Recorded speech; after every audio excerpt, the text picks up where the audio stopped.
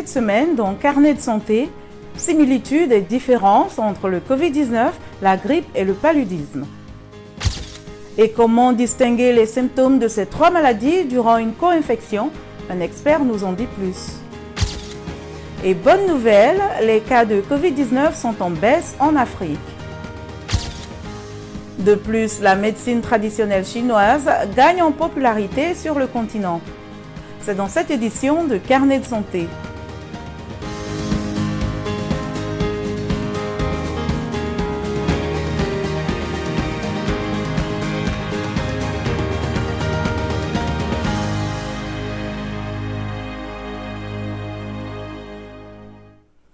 Bonjour à tous et ravi de vous retrouver pour une nouvelle édition de Carnet de santé.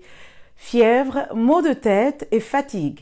Est-ce la grippe, le Covid-19 ou le paludisme?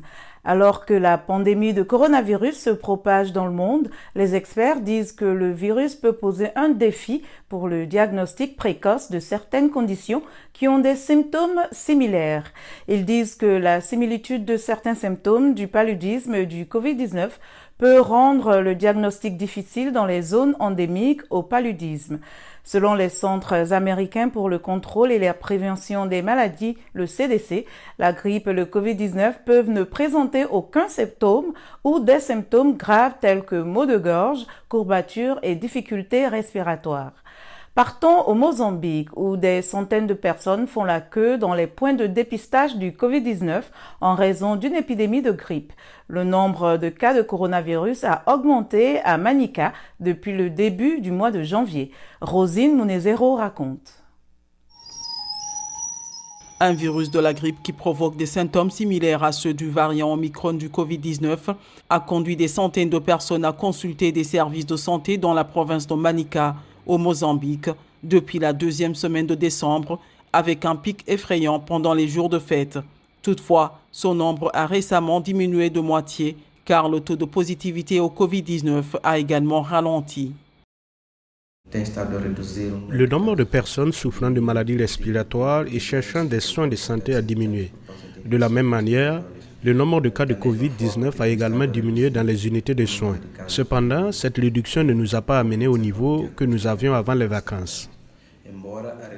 Les patients atteints de la grippe dans la province ont signalé les mêmes symptômes que ceux d'Omicron, comme une toux sèche et de la fièvre.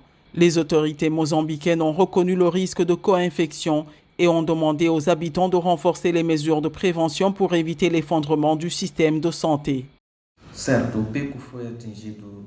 Le pic a été atteint durant la semaine du 31 janvier où nous avons eu un taux de positivité Covid de 58%. La tendance est à la baisse. Cette semaine, le taux de positivité était de 32%.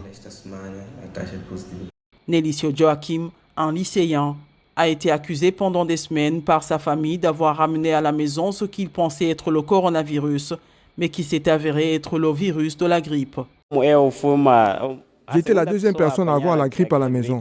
L'autre partie de la famille pensait que j'avais le Covid.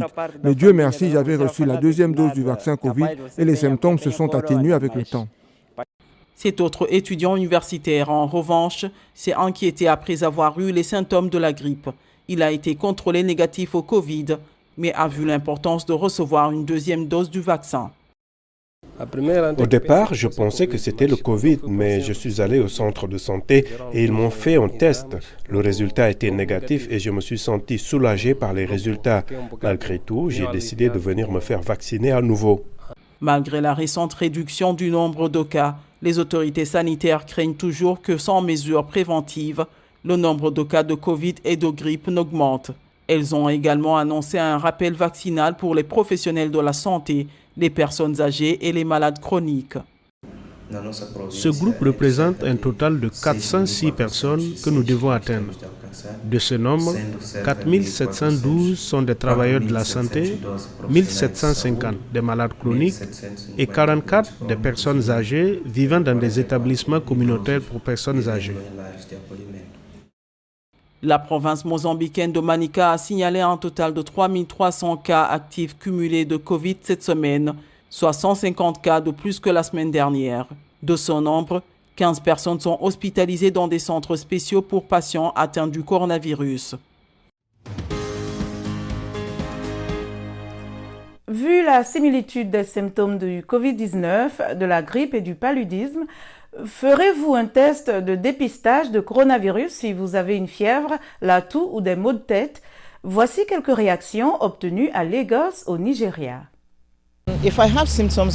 Si j'ai des symptômes de paludisme ou de grippe, je ne ferai pas de test de Covid à cause de ces symptômes. Je pense que c'est quelque chose qui a toujours été ici avec nous. Et je ne pense pas que je ne devrais pas m'inquiéter pour ça. Et d'après ce que nous voyons sur les réseaux sociaux, c'est comme si une fois que vous avez le paludisme ou la grippe, vous êtes atteint du Covid.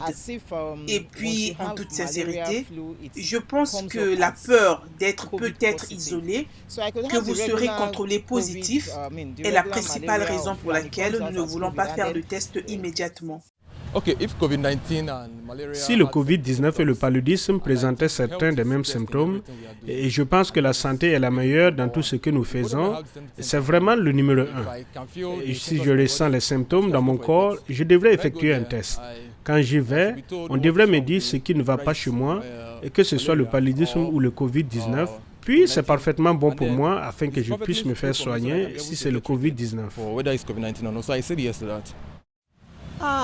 Je préfère me faire dépister avant de me soigner pour le paludisme, car ces jours-ci, à part le fait que j'ai pris mes 2 médicaments, je comprends aussi que même cela ne vous immunise pas contre le Covid-19. Donc, en allant à l'hôpital et en faisant le test, vous êtes prêt à affronter tout ce à quoi vous faites face. Eh bien, je ne ferai aucun test Covid si j'ai des symptômes de paludisme ou de grippe. Pour moi, personnellement, quand je suis malade et que je me repose et la situation ne change pas en 1 ou 2 jours, je vais à la pharmacie, j'obtiens des médicaments en vente libre et puis avec le reste, je crois que je vais aller mieux.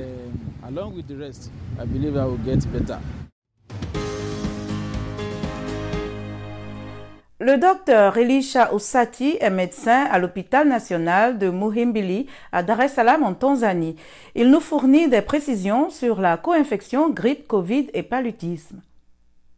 Vous aurez de la fièvre, vous aurez des maladies corporelles, vous aurez mal à la tête, certains auront des nausées et des vomissements. Nous avons vu tous ces symptômes du Covid, de la grippe et du paludisme. Il y a donc des points communs dans les symptômes. Parfois, c'est difficile à différencier, mais avec le Covid, par exemple, le patient aura du mal à respirer et il aura la grippe et la toux. Il commencera donc par la toux sèche, puis ils produiront des expectorations. Avec la grippe, les symptômes sont presque les mêmes, mais la personne qui a la grippe aura aussi une toux. Et en fait, c'est plus ou moins la même chose avec le Covid, car la grippe et le Covid sont causés par les virus. Donc, cela commence par la fièvre, des maux de tête, des malaises corporels, une toux sèche. Et plus tard, il pourrait développer une toux plus productive parce que lorsque vous avez une infection, des bactéries peuvent également entrer. Vous pouvez donc avoir une co-infection avec la bactérie, ce qui peut causer plus de dommages aux poumons. La co-infection est là. En Tanzanie, par exemple, nous vivons dans une zone d'endémie palustre où le paludisme est très courant et maintenant voici le Covid. Donc il y a un problème, un vrai problème avec les co-infections.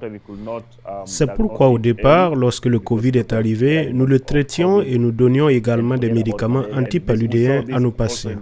Parce que parfois on ne pouvait pas le diagnostiquer tôt parce que les gens craignaient le Covid et oubliaient le paludisme. Et nous avons vu cela aussi à l'époque d'Ebola, en particulier en Afrique de l'Ouest, par exemple au Libéria. La plupart des gens sont morts du paludisme parce que les gens ont oublié de traiter les 2 maladies. Ainsi, lorsque le Covid a commencé en mars 2020, dans certains de ces cas, les gens recevaient également des antipaludéens parce qu'il était difficile de diagnostiquer en ce moment-là. Donc cela a été un défi auparavant, mais actuellement, nous pouvons facilement diagnostiquer le Covid, et donc ce n'est plus tellement le cas. Lorsqu'une personne se présente à l'hôpital en tant que médecin, j'examinerai correctement le patient, j'enquêterai sur lui et je lui donnerai un traitement approprié. Nous savons que si vous ne traitez pas le paludisme, la maladie peut s'aggraver et entraîner une défaillance des organes. Il en est de même pour le Covid. Nous leur accordons donc la même priorité.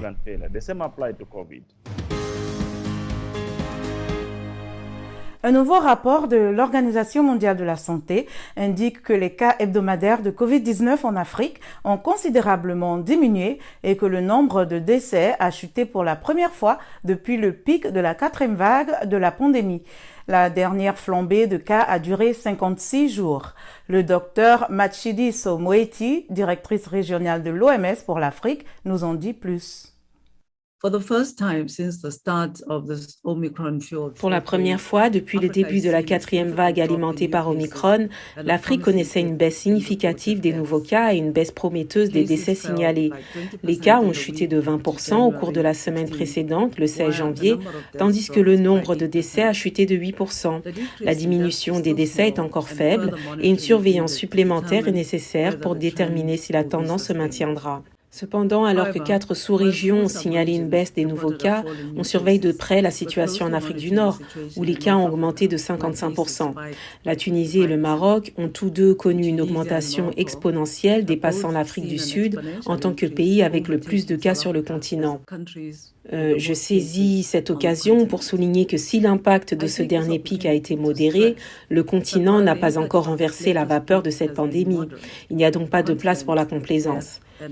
La vaccination reste notre meilleure défense contre les maladies graves, ainsi que d'autres mesures de prévention approuvées par l'OMS, telles que le port régulier et correct de masques et le lavage des mains. Tant que le virus continue de circuler, de nouvelles vagues pandémiques sont inévitables. L'Afrique doit non seulement élargir les vaccinations, mais également obtenir un accès accru et équitable aux traitements essentiels du Covid-19 pour sauver des vies et lutter efficacement contre cette pandémie.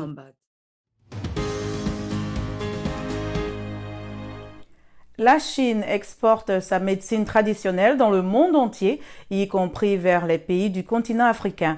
Pour lutter contre le Covid-19, les produits chinois à base de plantes sont bien accueillis par certains, tandis que d'autres se disent inquiets quant à l'efficacité des dits médicaments et au manque de réglementation dans le domaine. Reportage de Victoria Amunga à Nairobi, le récit est de Mohamedou Mfa.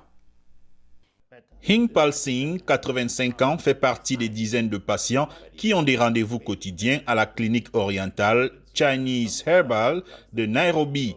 Il souffre de problèmes de la colonne vertébrale depuis 5 ans et reçoit maintenant des soins dans cette clinique. La médecine traditionnelle chinoise devient de plus en plus populaire en Afrique selon une étude réalisée en 2020 par Development Reimagined, une société de conseil internationale basée à Pékin. Mais certains praticiens de la médecine conventionnelle soulignent les dommages potentiels que certains remèdes à base de plantes peuvent causer, surtout s'ils sont utilisés trop fréquemment ou à une dose trop élevée. Ils fonctionnent dans un certain nombre de circonstances. Cela dit, notre principale préoccupation en tant que médecin praticien est que l'utilisation de la phytothérapie ne soit pas aussi réglementée que nous le souhaiterions. Bien que la sûreté et l'efficacité de la médecine traditionnelle chinoise soient encore débattues dans le monde entier, les phytothérapeutes comme Li Xuan continuent de gagner en popularité parmi ceux qui recherchent des médicaments alternatifs, dont les personnes atteintes du Covid-19. Beaucoup de gens achètent notre tisane pour contrer le Covid-19. Les résultats sont bons.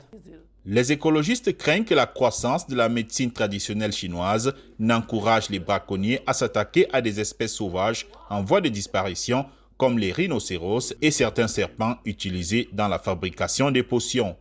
Le rhinocéros au Kenya est en fait l'un des bons exemples. Les gens disent que la corne de rhinocéros peut être utilisée comme aphrodisiaque. Cela a conduit à l'éradication presque complète des espèces de rhinos au Kenya et en Afrique en général. En 2021, le régulateur national des médicaments du Kenya, le Pharmacy and Poisons Board, a approuvé la vente des remèdes chinois à base de plantes dans le pays. Des praticiens comme Li espèrent que davantage de pays approuveront la phytothérapie chinoise à l'avenir. Notre émission tire à sa fin. Pour plus d'informations et l'actualité sur le coronavirus, rendez-vous sur notre site web voaafrique.com. Vos questions et réactions sont toujours les bienvenues sur la page Facebook de VOA Afrique. Vous pouvez aussi me suivre sur Twitter, @Lenormoudou. Merci de votre fidélité à Carnet de santé. D'ici la semaine prochaine, portez-vous bien. À bientôt.